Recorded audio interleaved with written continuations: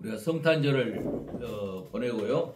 또 순환절, 예수님의 십자가의 고난을 우리가 기억하고 부활절을 기억하고 승천절, 그 다음에 성령 강림절이 마지막 절기라고 봐야 돼요. 그러니까 성령 강림이 없었다면 십자가의 사건이나 부활 사건이나 승천 사건이 어떻게 보면 큰 의미가 없을 정도로 오순절 성령 강림이 교회 절기의 최고다, 마지막이다, 이렇게까지 이야기를 해야 돼요. 그래서 오순절 성령 강림을 우리 목사님들은 가장 중요하게, 물론 다 중요하지만은 십자가 사건과 부활 사건과 승천 사건과 성령 강림은 이 네 절기는 끊을래야 끊을 수 없어요. 같이 이어지는 거예요. 그래서 우리들의 메시지는 성탄절은 우리가 너무도 익숙히 잘 아니까 순환절, 부활절, 승천절, 그 다음에 강림절, 이 네 가지 절기는 우리가 연속으로 이해를 해야지. 하나라도 빠지면 결국 생명력이 없어진다는 이야기예요. 그래서 성령 강림을 최고의 절정이다, 마지막 절기다, 그렇게까지 귀하게 우리가 여깁니다. 그래서 이제 그러면서 제가 계속 지난 시간에도 성령이 오신 목적과 사역은 지금도 계속된다고 그랬어요. 그러면 지금도 계속된다는 말이 뭐냐? 그러면 성령께서 개인 구원, 한 사람 한 사람의 구원을 이루도록 중생을 한다. 중생을 거듭난다 말이잖아요. 성령이 찾아오심으로 거듭난다. 그러니까 성령의 사역이 이 오신 사역과 목적에서는 대단히 중요하다는 말씀이에요. 첫째는 성령이 오심으로 우리가 중생할 수 있다. 이제 성령을 받음으로 우리가 이제 기본 세례, 다시 말하면 그리스도와 연합된다. 뭐 우리 목사님들이 이제 물세를 주잖아요. 그거 그리스도와 하나 된다, 연합된다. 그걸 기본 세례라고 그래요. 그 다음에 이제 기본 세례를 받은 사람은 성령의 이제 생활 충만을 받는다. 그러면 성령의 생활 충만이 뭐냐? 우리가 성령의 9가지 열매를 지난 시간에 말했잖아요. 사랑과 희락과 화평, 또 인내, 자비, 양선, 충성, 온유절제. 이것을 9개를 우리가 잘 훈련이 되면 드디어 성령 세례가 임한다. 그러면 성령 세례는 두 가지로 우리가 해석을 해요. 첫째, 능력을 주신다. 이 능력은 이제 우리가 은사로 보는 거예요. 그래서 한 사람 한 사람에게 특별한 이제 은사를 주신다. 그러니까 은사 개발을 잘 하게 하는 것이 우리 목회자들의 이제 사명이라고까지 이야기를 해야 돼요. 그래서 이제 은사가 주어지면 능력 세례가 주어진다는 말씀이에요. 성령 세례를 받는다. 그러니까 성령 세례는 능력 세례와 능력 충만으로 이제 구분을 해야 돼요. 어떤 분은 치유의 은사가 충만하면 병든 자를 뭐 고칠 수도 있고, 뭐 안진병이를 일어시킬 수도 있고, 혈류병 걸린 사람, 뭐 요즘 말로 하면 아마 암 종류인 것 같아요. 그런 사람도 깨끗이 치유함을 받는 것이 능력 세례를 받았지만은 능력이 충만한 상태, 은사가 넘치면 능력 충만 상태에 있다. 이것을 오순절 성령 강림하심으로 우리에게 함께 하시는 성령의 사역이다. 그래서 이제 우리가 구원의 서정 9단계를 또 써놨는데 그 밑에 보면 이 소명은 좌우에 구속 언약을 제가 말씀드렸어요. 구속 언약은 창세 전에 성부가 우리 구원을 이미 계획하셨어요. 그다음에 성자가 구원을 완성했어요. 오순절 성령이 오셔서 지금 우리에게 적용하고 있다. 이걸 구속 언약이라고 했어요. 그러니까 이 구속 언약부터 우리가 정확하게 이해를 해야 된다. 이미 창세전에 구속 언약을 성부, 성자, 성령께서 하셨다. 이걸 이제 우리가 성경에 삼겹줄이라는 말이 나오잖아요. 네. 그러면 물론 이제 끈이 세 개라는 말도 있지만은 사실 이제 삼겹줄의 의미는 성부, 성자, 성령을 말해요. 그래서 이제 우리가 예수님이 부활하심으로 말미암아 에덴 동산이 제가 회복된다고 그랬어요. 그러면 에덴 동산이 회복되는 것은 에덴 동산의 울타리를 성부, 성자, 성령이 울타리를 치고 있으므로 이제는 사탄의 세력이 넘볼 수 없는 삼겹줄로 성부, 성자, 성령의 능력으로 우리를 보호한다. 그래서 우리는 하늘나라 에덴 동산에서 사탄의 공격을 받지 않고 이제 영원한 생명을 누린다. 이걸 우리가 계속 부활절이 주는 의미가 신학적으로는 구약에서는 안식일을 지켰지만은 이제 새 언약이신 주님이 오심으로 주일 아침이 우리의 주일로 이제 섬긴다. 그래서 이 말을 신학적이라 말할까 있어요. 안식일이 주일로 표현한 것은 신학적으로 큰 의미가 있다. 왜? 예수님이 부활의 아침이 에덴 동산을 회복했고 우리 인간의 죄의 문제, 죽음을 궁극적으로 해결하셨다. 우리는 그리스도의 첫 열매가 보여준 것처럼 우리도 천국 백성이 될 수 있다. 그러므로 오순절 성령 강림이 절기의 마지막 클라이막스라고 그래요. 그래서 성령 강림이 없으면 십자가의 죽음이나 부활절, 승천절도 의미가 없을 수도 있어요. 하나님께서는 결국은 성령을 보내시기 위한 과정으로 십자가의 사건이나 부활 사건이나 승천절, 그 다음에 성령 강림이 우리에게 매우 중요하다. 이것이 우리 목회자들 메시지의 최고의 가치다. 우리가 그렇게 이해를 해야 됩니다. 그래서 이제 이 부활과 성령 강림이란 말 바로 그 말이에요.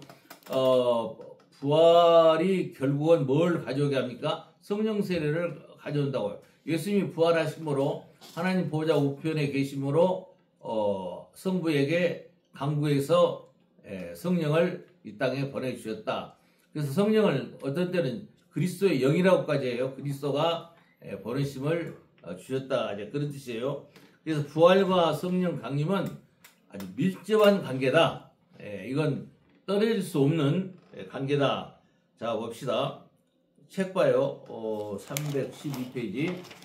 오순절 성령 강림은 그리스도가 단번에 죽으시고 부활하기까지 부어주신 구원사적 사건이다. 우리가 이제 구속사, 구원의 구속 역사, 구원사 다 세 가지 다 똑같은 말이라고 그랬어요.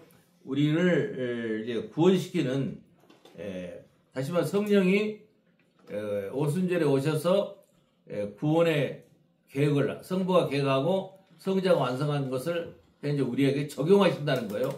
그래서 성령의 역사가 우리 목사님들에게는 대단히 중요하다. 그리스도의 십자가와 부활에 의한 성령 강림.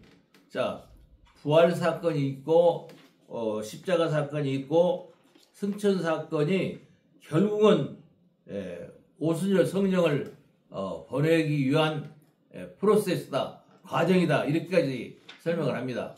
그래서 우리가 성탄절만 중요시 여길 것이 아니라 성령 강림을 특별히 강조해야 된다. 그것이 언약신학에서 주장하는 목표예요. 여기 보면 성령 강림은 하나님 나라가 세상에 침투한 사건이다. 이제 이 침투했단 말은 무슨 말이냐면 에덴 동산이 신라곤이 되었는데 다시 복락원으로 회복한 것이 이제 예수님이 하나님 보좌 우편에서 자정하시면서 우주 만물을 통치하신다. 그래서 이제 만물을 새롭게 한다는 것이 여기에 적용되는 거예요. 만물을 새롭게 하신다. 그래서 이제 만물이 새로워지고 우리 인간이 죽음으로부터 궁극적으로 부활 생명을 얻는다. 그러므로 이 땅에 구원이 들어왔다, 침투했다.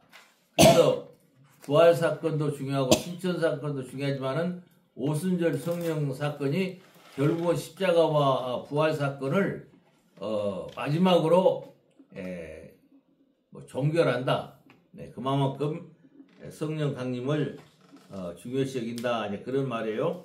그래서 이미 이제 성령이 오셨지만은 이미 그래서 지금 우리는 예수님이 오실 때부터 종말이 시작된다 그랬어요. 그래서 종말에 예수님이 부활하셨기 때문에 부활 생명을 가진 사람은 이미 종말에 구원을 받을 사람으로 이미 예정된 사람이고 선택된 사람이에요.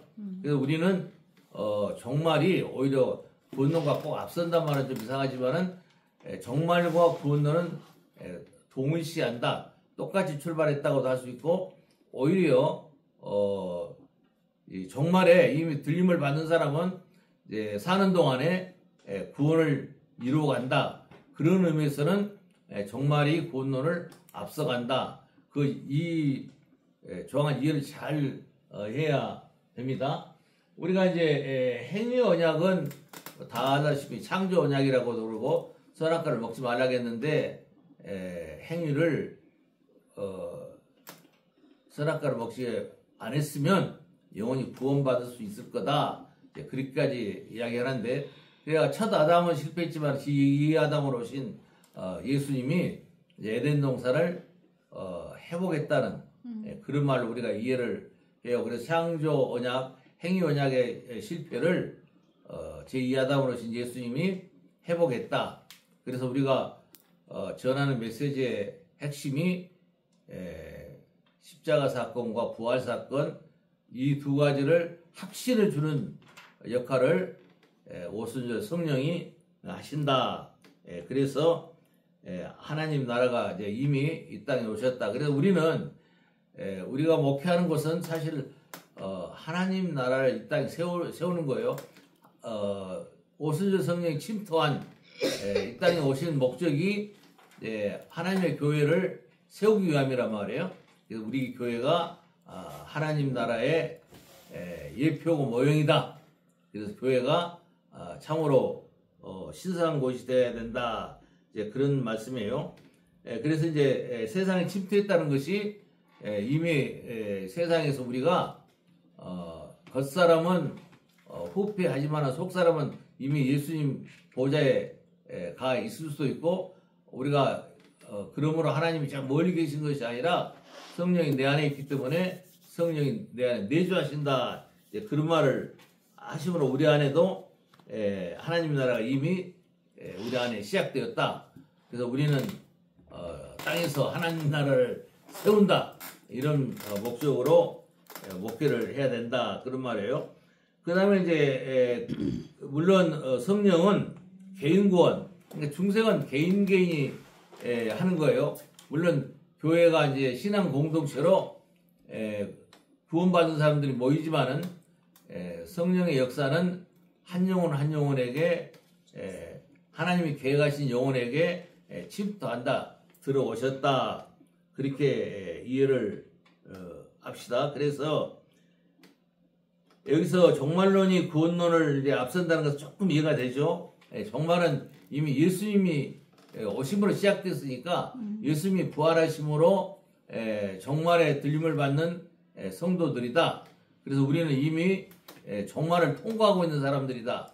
그렇게 이해를 하므로 구원론은 이제 우리가 이 9계단을 이제 사는 동안 올라간다고 그랬어요. 이 9계단 하나님이 우리를 불렀다. 이건 이제 구속 언약에 해당되잖아요. 구속 언약. 그 다음에 중생했다는 것도 성령님이 찾아오셨다. 그리고 성령이 찾아오심으로 20. 우리가 세상을 사랑하는 것이 아니라 이제는 하나님을 사랑하게 됐다. 하나님을 사랑한다는 것은 하나님을 안다는 뜻인데 언약의 본질이 뭐냐? 하나님과 우리 사이의 약속, 뭐 계약, 뭐 언약, 이것이 하나님을 아는 것을 이 언약의 본질이다. 하나님이 우리에게 약속하신 것은 하나님이 어떤 분이신가를 이제 깨닫는 것이다. 그래서 우리가 여기서 나오는 종말론이 구원론을 앞선다는 사실은 중요하다. 성령은 추상적인 원리나 능력이 아니라 삼위 하나님의 셋째 율격이다.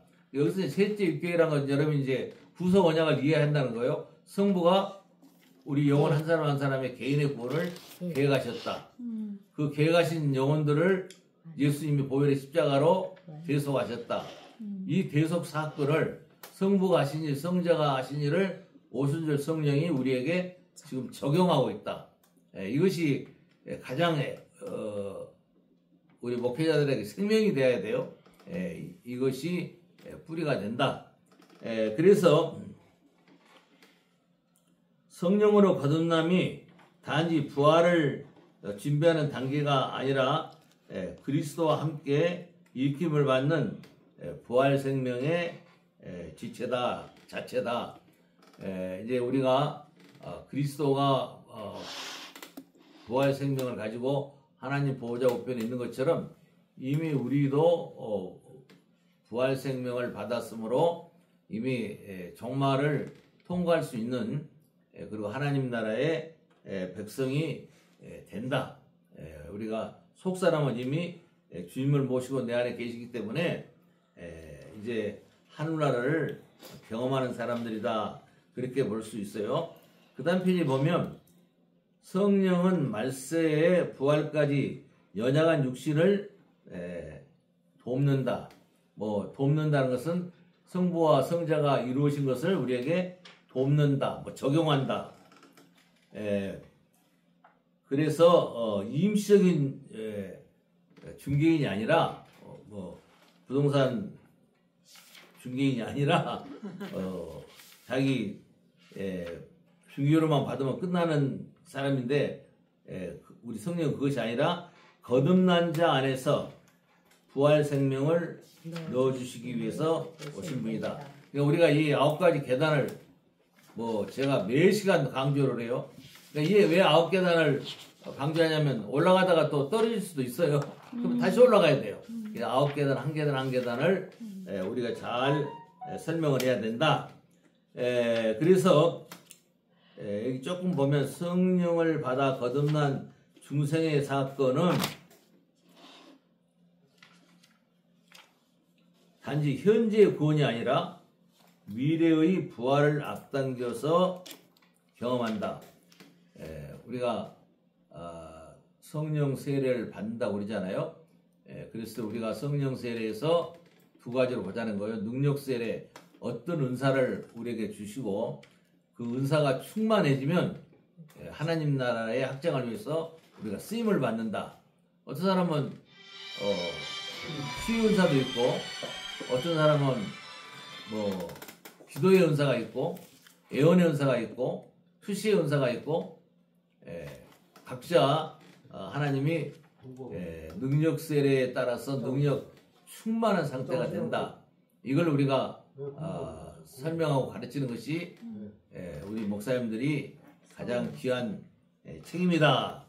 그렇게 볼 수가 있어요. 그래서 여기 보면 퍼거슨은 성령의 교통은 성령 안에서 교제하는 것만 아니라 성령 자신과 교제하는 것이다. 우리가 성령이 역사심으로 성령 여기서 자체가 일하신다는 것은 내가 이제 성령의 힘을 얻어서 은사가 내게 주어지면 그 은사로 뭐 치유 은사도 있을 수 있고 방언의 은사도 있을 수 있고 예언 투시 은사도 있다. 뭐 인간의 병을 고치는 치유 은사도 있다. 우리가 여러 은사가 하도 많으니까 그러므로 우리 성도님들의 신앙이 에덴 동산 안에서 뭐 장미꽃도 있을 수 있고 딸기꽃도 있을 수 있고 진달래도 있고 개나리도 있고 다 각자의 아름다운 은사를 받았으면 그 은사를 감당하면 그것이 성령 세례로 인한 능력 세례가 따라오므로 각자의 주어진 향기를 내면 된다. 그것이 이제 주님의 동산, 뭐 하나님의 동산, 뭐 에덴 동산, 뭐 잠근 동산, 뭐 여러 가지로 우리가 설명을 합니다.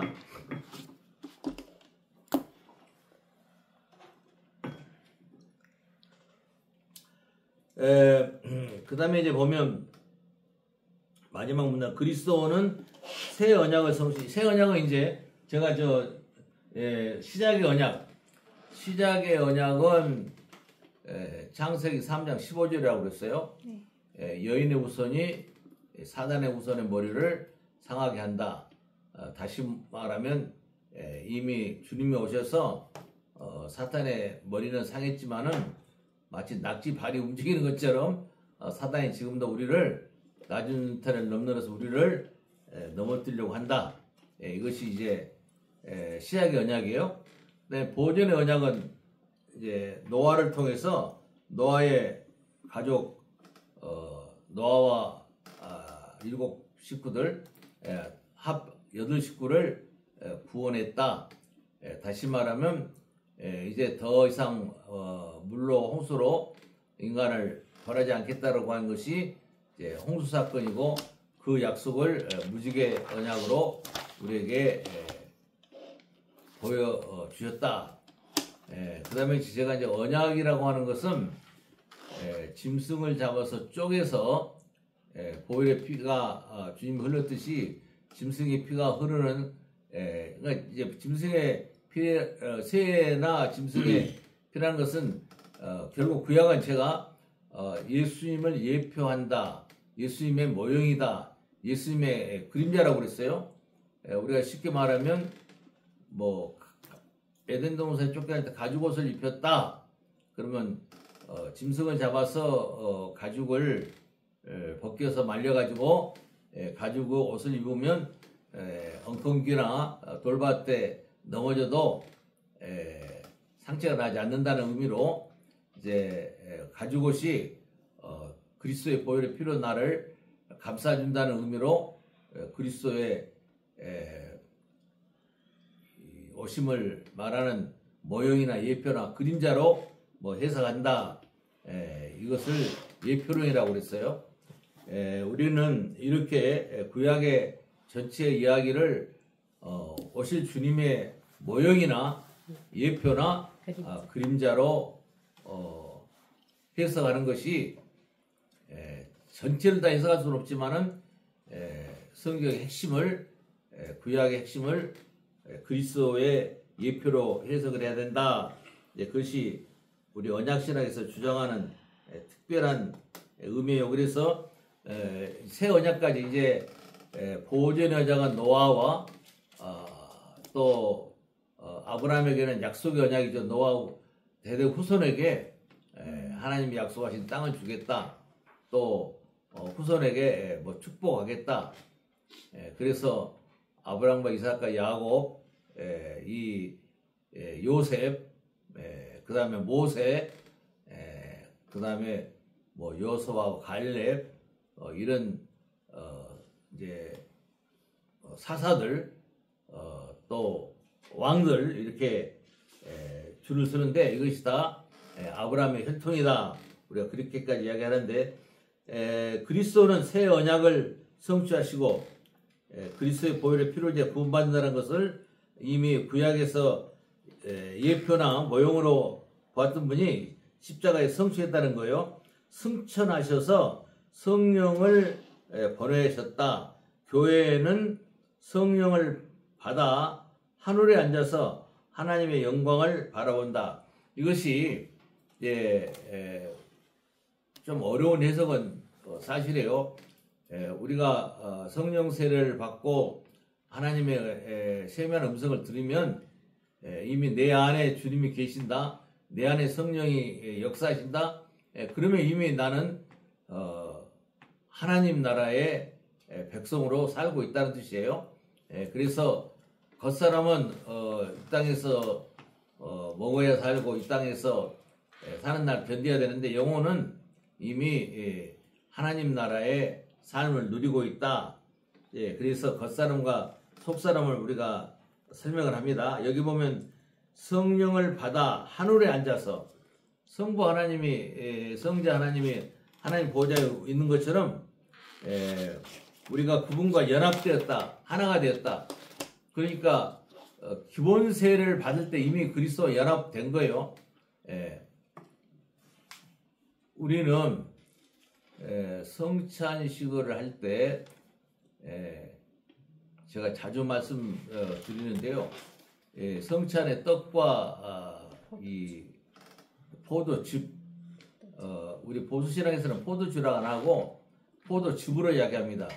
포도주하고 포도즙이 어떻게 틀리냐면 포도를 설탕을 부어가지고 끓이면 그것을 일주일 동안은 포도즙이라고 이야기를 해요. 그것이 나 확실히 모르겠는데 내가 옛날 선생님들 꼭 그렇게 이야기하더라고요. 포도즙은 포도송이를 솥에 집어넣고 설탕만 넣고 끓이면 그 포도즙이 된대요. 그래서 일주일 동안 발효가 안 된다는 거야. 이제 발효가 될 때부터는 포도주로 해야 된다.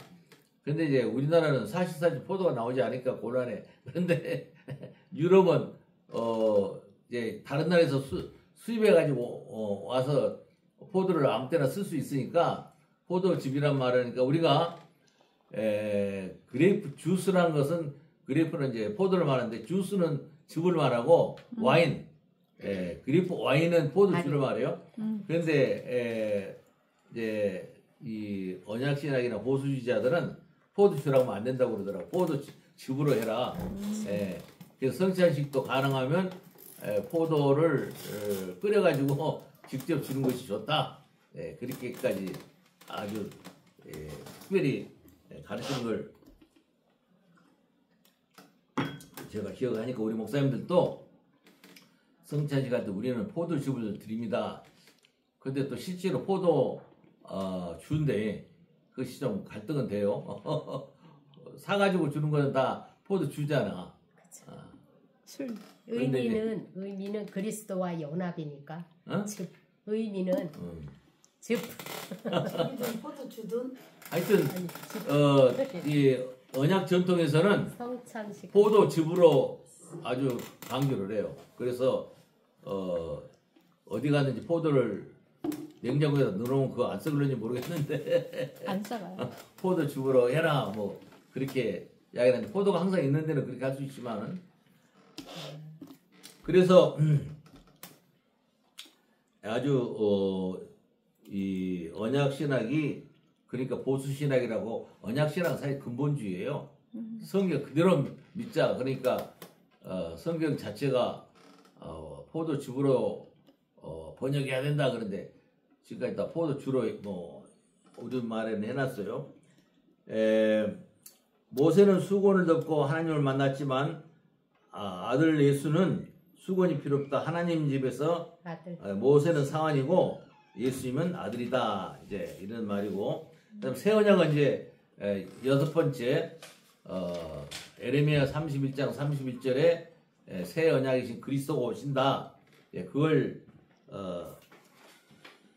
새 언약이 오심으로 마태, 마가, 누가, 요한은 사복음서는 예수의 사건으로 봐요. 우리 언약 신학에서는 예수가 오셔서 이런 일을 하셨다. 그 다음에 이제 사도행전부터 요한계시록까지는 예수님의 사건을 설명한다.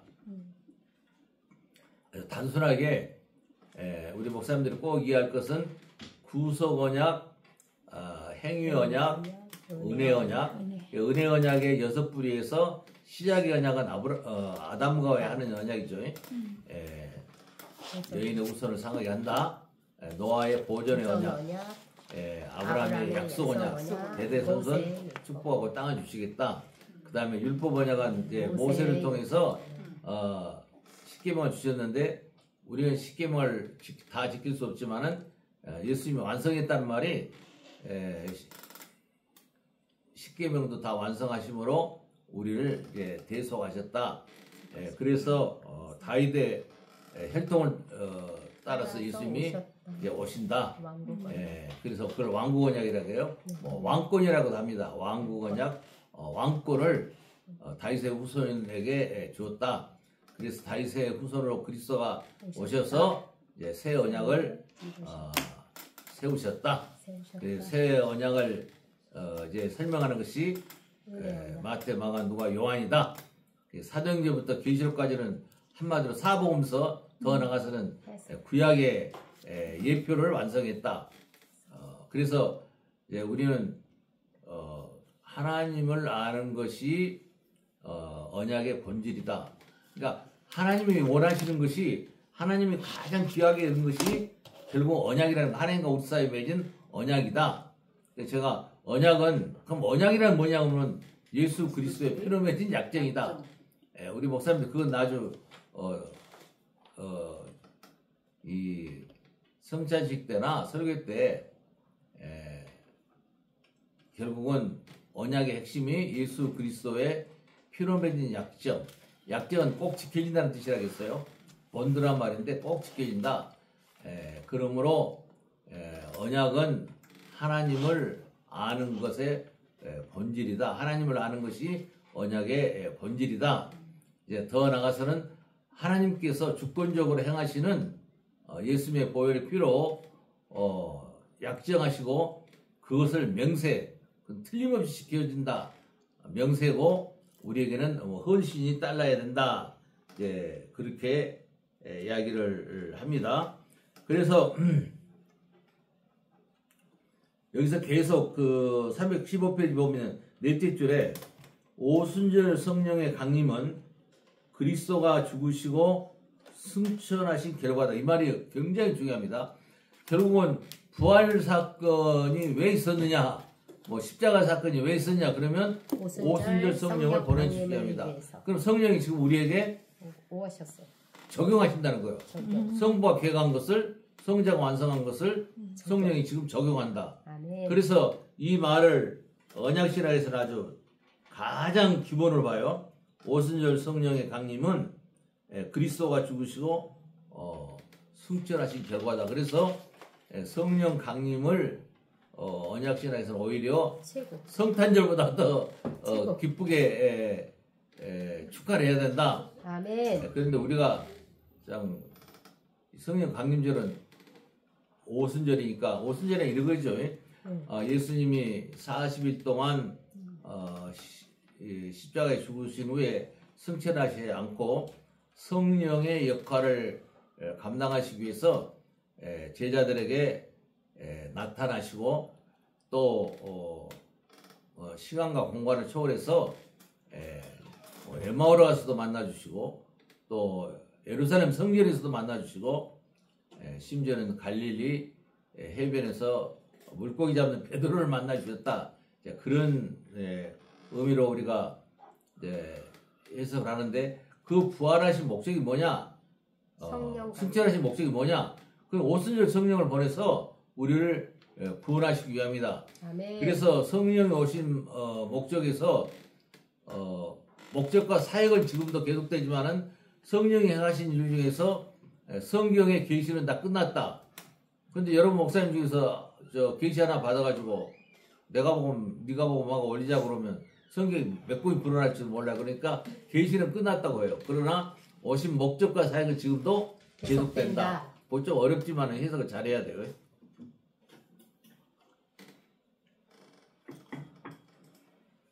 그래서 이 말을 꼭 줄적거려서 오순절 성령의 강림은 그리스도가 십자가에 죽으시고 승천하신 결과다. 이것이 최고의 결정이라는 거예요. 그러니까 우리는 오순절 성령을 왜 강조해야 되냐? 최고의 절정이다. 그러니까 이 성령 사역 5가지를 꼭 외워야 됩니다. 네. 첫째가 중생은 성령이 찾아오신다. 중생이 성령이 찾아오신다는 것은 이미 구속 언약에서 하나님이 계획한 사람을 찾아오신다는 거예요. 아멘. 네.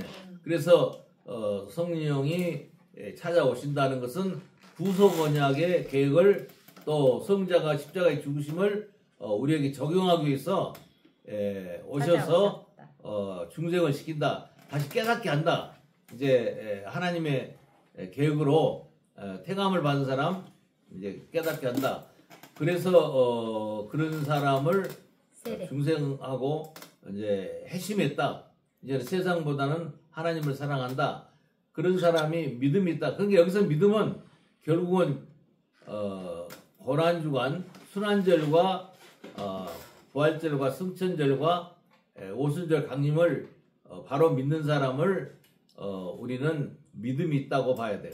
그러니까 아멘. 믿음은 추상적이잖아요. 그러니까 세례 줄 때라든지 세례 문답을 할 때 결국은 믿음이 뭐냐 그러면 예수를 믿는다고 하는 것이 일반적인 답변인데 깊이 들어가면 주님이 순환절을 당하시고 십자가상에서 나를 위해서 피를 흘리셨다. 그리고 그분이 에덴 동산과 나의 죽음을 회복시키기 위해서 부활하셨다. 그리고 하나님 보좌 우편에서 우주 만물을 지금 통치하고 계신다. 그래서 이제 하늘과 땅이 합쳐졌다. 이제 그런 의미에서 내가 이 땅에 육신으로 살고 있지만은 내 영혼은 하늘과 땅이 하나로 통합됐기 때문에 하늘나라의 보좌에 있는 것이다. 더 쉽게 이야기하면 성령이 내 안에 내주하면 내가 성령과 대화를 할 수 있다. 그러므로 오순절 성령 강림이 십자가 사건과 부활 사건의 최고의 목적이다. 이걸 강조해야 되므로 성령 강림주를 우리가 잘 지키자. 아까도 40일 동안 예수님이 세상에 계셨지만은 부활하신 후 열흘 후에 이제 오순절 성령을 보내주셨다. 그래서 이제 오순절이라고 50일이란 말을 사용하는 거예요. 그 다음에 저 밑에 넷째 줄도 하나 둘 셋 넷 다섯 줄이네요. 그 315페이지 이 말씀 굉장히 중요합니다. 성령으로 그리스도의 십자가와 부활에 동참하게 하신 것은 우리도 그처럼 하늘에 앉히기 위함이다. 오순절 성령은 이제 내 안에 거주하심으로 우리가 하나님 보좌 우편에서 예수님을 모시고 사는 거랑 같다. 그리스도의 승천은 성도의 승천의 패턴이 모양이다 이 말이에요. 아멘. 그가 승천하신 것은 저를 하늘에 데리고 가서 앉히시기 위함이다. 성도를 받는 즉시 하늘에 앉아서 그리스도는 승천하시고 즉시 성령을 보내셨다. 그래서 이걸 언약신학에서는 제일 중요한 핵심으로 보는 거예요. 사실 또 이걸 빼버리면 아까도 말한 십자가가 있었고 부활이 있었다 하더라도 오순절 성령을 보내지 않았으면 십자가 사건이나 부활 사건이 무슨 의미가 있느냐 이렇게까지 질문을 언약신학자들은 해요. 목사님 밑에요. 둘째 줄 성도는이 아닌가? 네? 성도는 밑에서 두 번째 성도를이라 했잖아요. 성도를? 이 말이 좀 성도를 믿는 즉시 하늘에 앉히기 위하여. 성도를 예수 믿는 즉시 맞네. 하늘에 앉히기 맞네. 위하여 성도를 목적을. 여기서 이제 우리 목사님들이 자꾸 죽어서 제가 지난번에 말씀 우리는 지금 죽으면 낙원으로 간다고 그랬어요. 낙원에서 기다리다가 예수님이 재림하시면 이제 낙원에서 내려와서 육체의 몸을 입고 그러나 이제 영체라고 해서 똑같은 지금 몸이 아니고 모형은 영체인데 이제 예수님이 그러니까 하나님 보좌 우편에서는 지금도 신성과 인성을 겸하고 있다고 해야 돼요. 아멘. 왜냐하면 우리의 인성을 이해하시기 위해서는 하나님도 우리 인간의 몸을 유지해야 인간의 고통을 안다. 그래서 하나님 보좌에서 계시면서도 인성을 지금도 유지하고 계신다. 아멘. 우리도 하늘 보좌에 갈 때 인성. 육신과 신성. 영이 합해진 영체다, 부활체다. 영체. 그렇게 해석을 하고 이제 사실은 지금 낙원이나 천국이나 같은 의미로 봐야 되는데 성경상은 하여튼 우리 언약신학에서는 일단 죽으면 이미 예수님을 믿는 사람들은 연합된 사람은 낙원에 가 있다. 아멘. 낙원에서 재림하시면 이제 새하늘과 새 땅으로 간다. 아멘. 우리가 이렇게 구원을 합니다. 구원은 천국에 가는 것만 아니라 새로운 창조. 자, 새로운 창조란 말이 우주 만물이 죄로 말미암아 타락했지만 예수님이 오심으로 회복됐다. 아멘. 우리 인간도 죽음에서 회복되었다. 이것이 부활신앙에서 우리가 굉장히 중요하게 주장을 하는 것입니다. 그래서 제일 밑에 문단에 보면 그리스도가 죽으시고 승천하시어 새 아담이 된 것은 우리도 성령으로 하늘에 앉아서 하나님의 형상대로 새 사람이 되게 한다. 그러니까 만물을 새롭게 한다는 것은 에덴 동산을 우주 만물을 새롭게 한다는 뜻으로 해석을 해야 돼요. 그리고 우리를 이제 죽음으로부터 회복했다. 이제 영원히 살게 된 몸이 되었다. 그래서 하늘에 앉은 것을 보증하신다. 단지 미래의 부활을 의미하는 것이 아니라 현재 이미 하늘로 이동한 것을 말한다. 아멘. 그래서 성령이 그리스도를 먼저 하나님의 우편에 앉으신 것은 우리도 믿는 즉시 그곳에 앉히기 위함이다. 아멘. 여기서 이제 앉히기 위함을 우리말로는 앉히기 위함인데 앉힌다는 것을 안식을 준다는 걸로 해석을 해야 돼요. 영원한 안식을 베푸신다. 아멘. 그러니까 여기서 앉아 있다는 것이 통치. 안식을 준다. 영원한 안식이다. 여러분들이 하나님의 보호자 우편에 앉힌다는 것은 영원한 안식에 참여한다. 그렇게 해석을 하면 더 좋습니다. 그래서 이제 우리가 믿음으로 의로워지면, 그러니까 믿음으로 의로워지는 거 아까 제가 십자가의 사건을 믿어야 되고 부활 사건을 믿어야 되고 승천 사건을 믿고 성령의 오심을 받아들여서 성령이 내 안에 거주하시면 내가 이제 믿음이 있단 말이에요. 그런 사람은 삼위 하나님이 사랑 안에서 우리가 이제 예정하신 성령을 통해 이제 도장을 받았다. 그래서 양자의 영, 그러니까 양자의 영이라는 것이 상속권을 말해요. 우리가 뭐 조카를 양자를 삼았더라도 그 조카가 내 재산을 상속받는다는 의미로 이미 하나님의 상속자가 되었다. 양자가 삼으면. 그래서 상속자로서 여기 보면 양자의 영을 주셔서 하나님의 사랑을 닮은 거룩하고 흠이 없는 자녀가 되었다. 성령으로 영광스러운 하나님의 형상에 하나님을 닮아가는 모습으로 하셨다. 그래서 이런 의미에서 이제 언약신학에서는 제가 여러분 이해가 될지 안 될지 모르지만은 하나님 형상이라는 것은 궁극적으로는 하나님의 왕자여 공주다. 하나님이 왕자와 공주를 우리가 사랑하듯이 내 아들 딸은 다 왕자의 공주잖아요. 그런 게 하나님이 우리를 인정한다 해서 양자 삼다 그렇게 이야기하는 거니까 아들과 딸로 인정한다.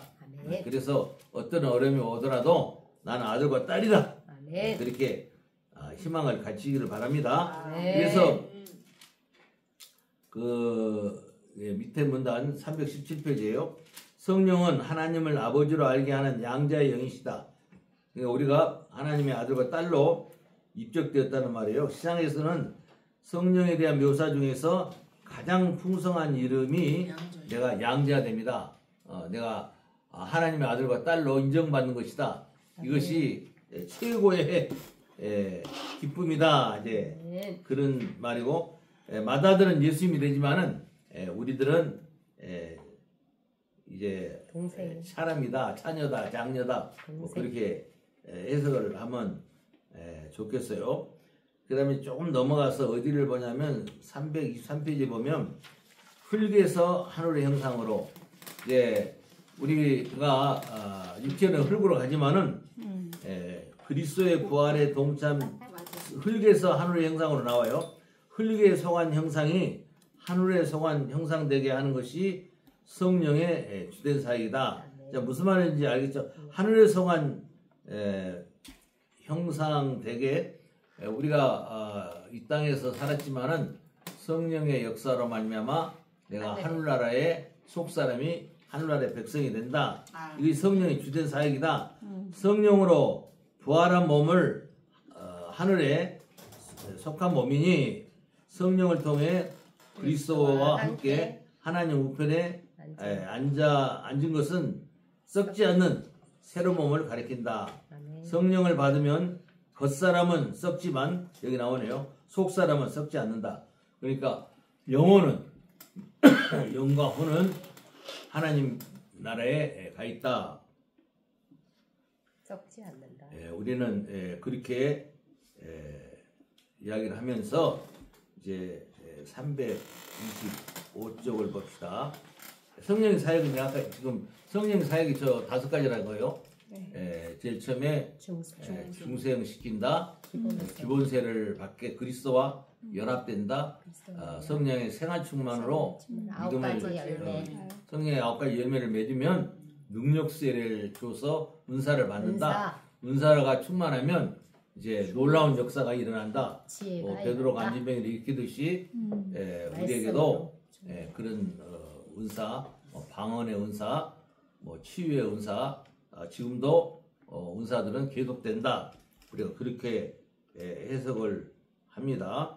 그래서 오순절 구속사적 의미는 오순절이 어떻게 제일 중요하단 말은 좀 이상하지만은 부활 십자가 사건과 부활절의 마지막 장식이 오순절 성령 보내십니다.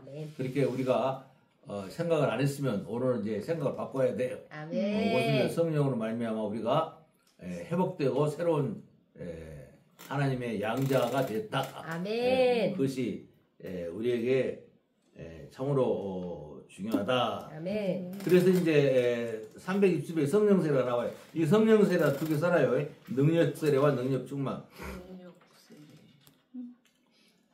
성령의 세례는 창세전에 그리스도 안에서 예정된 자녀가 새로운 피조물로 태어나서 그리스도와 함께 하나님의 우편에 앉은 것이다. 아멘. 이제 능력 세례를 받고 능력 충만한 사역을 하고 이제 하나님 나라의 영원한 안식을 얻는다. 우리가 앉는다를 원래 원문에는 안식을 얻는다 이제 그렇게 돼 있더라고요. 우리는 우리말로는 앉는다 그랬는데 우리가 앉아 있으면 아무래도 편하지 않아요. 그러듯이 이제 안식을 얻는다. 성령 세례는 성별과 인종과 계층의 차별 없이 그리스도 안에서 하나님의 새 사람을 만드는 사역이다. 하나님의 자녀면 누구든지 성령을 마시게 하여 그리스도의 몸에 합하게 만드는 가장 중요한 사역이다. 그래서 그리스도와 연합된다. 그리스도와 하나 된다. 우리가 그렇게 해석을 하면 좋습니다. 그 다음에 이제 능력세례에서 아까 성령 은사가 있다고 했어요. 331페이지 봐요. 성령의 은사는 능력세례를 받은 사람에게 능력세례는 어떤 사람이 줘요? 성령의 9가지 열매를 풍성하게 맺은 사람은 성령의 은사를 주신다. 그래서 성령의 열매가 자라면 섬겨야 한다. 성령의 은사다. 인격적인 열매보다 더 특수하고 예외적인 것은 성령이 각 사람에게 주시는 은사다. 성령이 그리스도의 지체인 교회에 주시는 은사는 다양하다. 은사는 여러 가지다. 성령은 같고 직임은 여기서 이제 직임은 뭐 목사, 장로, 권사, 집사, 뭐 권사, 뭐 여러 가지가 있다는 말씀이에요. 여러 가지나 주는 같으며 각 사람에게 성령이라는 단어를 주심을 유익하게 하여 하심이라. 성령의 은사는 교회의 유익을 위해서 주셨다. 성령의 은사가 성령의 세례나 성령 세례나 열매의 다른 점은 개별성과 특성이다. 그러니까 여기서 한 사람 한 사람에게 다 나눠준다고요. 개별성 다 똑같으니 은사를 한 교회 다 같은 은사 준 거 아니라 성도들마다 개별적으로 아까 이야기했잖아요. 주님의 동산은 에덴 동산은 여러 가지 꽃이 핀다. 뭐 해바라기도 피고 또 진달래도 뭐 개나리도 뭐 할미꽃도 피고 다양성. 뭐 많은 꽃들이 있어서 향기가 나는 것처럼 우리가 은사의 종류에 따라서 하나님의 백성으로 역할을 감당한다. 그런 말씀이에요. 그 다음에 요걸 하나 듣고 갑시다. 이제 333페이지. 이 아디아포라는 말이 여러분들이 처음 들을 수도 있어요. 아디아포라. 이 아디아포라는 어디를 봐야 되냐면 막 책을 띄니까 338페이지 33페이지 동그라미가 하나 4개 있는 거 있죠? 네. 거기 보면 오순절 성령이 강림하면 이제 오순절 성령이 강림함으로 우리는 하나님 나라의 백성이 되었다 했어요. 그래서 우리는 이 땅에서 하나님 나라를 세운다. 그러니까 가능하면 여러분 교회는 표가 우리는 하나님 나라를 세운다로 해야 돼요. 이것이 언약도들의 그 주장이에요. 그래서 하나님 나라를 세우고 새 창조 만물을 새롭게 한다. 이제 에덴 동산이 회복되었다. 그 다음에 이제 가장 이 둘레가 뭐냐면 구원사와 구원론의 통합이다. 이제 이미 우리는 종말론에 일으킴을 받았단 말이에요. 그 종말론과 구원론은 통합되었다. 이제 하나로 간다. 그래서 구원을 받은 사람은 이미 종말을 통과하고 이제 구원의 서정 저 9단계 우리가 이 9단계가 한 단계 한 단계를 꼭 이해를 해야 됩니다. 이 하나님이 나를 불렀다. 소명. 그 다음에 내가 소명 중생을 했다. 뭐 이 회심을 했다. 믿음을 갖는다. 그 다음에 칭이라는 것은 믿음으로 의로워졌다는 거예요. 우리가 행위로 의로워진 것이 아니고 하나님이 창세 전에 이미 행위 전에 나를 불러주셨다. 그래서 나는 양자가 되었다. 하나님의 아들과 딸로 돼서 아바 아버지라고 부를 수 있다. 그런 사람은 조금씩 거룩해진다. 우리는 성도라고 부르잖아요. 구별된 사람이라는 거예요. 교회에 무슨 물건도 성물, 구별된 물건이다. 그래서 우리는 어떤 어려움도 성도의 견인이 그거라 했어요. 왜 이 사도들이 순교를 당할 수 있었느냐? 이 땅에서는 생명이 끊어지더라도 하늘나라에서 영원한 안식이 있다. 이 위로를 받으면서 순교 현장에서 성도의 견인으로 견디고 있냈다. 그 다음에 이제 영화에 이 스데반이 하늘문이 열리고 하나님 보호자 우편에 앉아 계시는데 나도 그 보호자에 가는 길이 열렸다.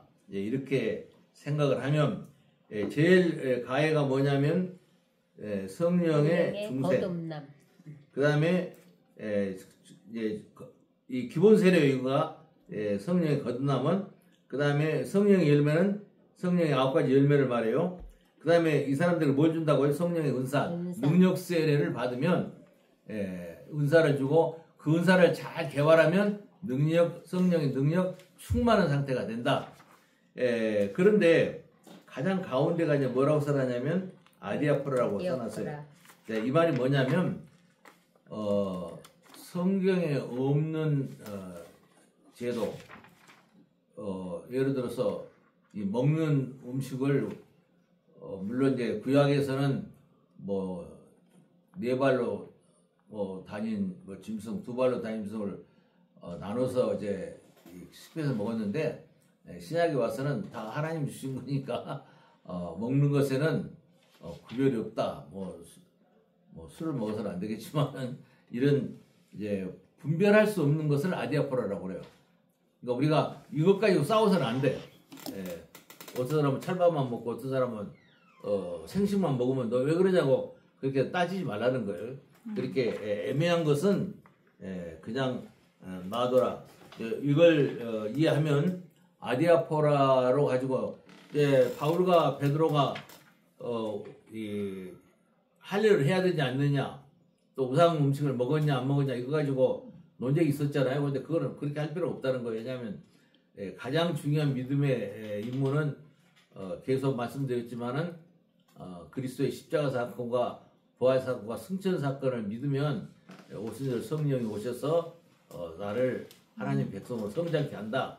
근데 아디아포라는 별 문제가 아닌 거 가지고 교회에서 다투는 것은 우상의 제물을 먹지 말아서 안 먹으면 되는데 그걸 이방인들에게는 할례를 꼭 줄 필요가 없다.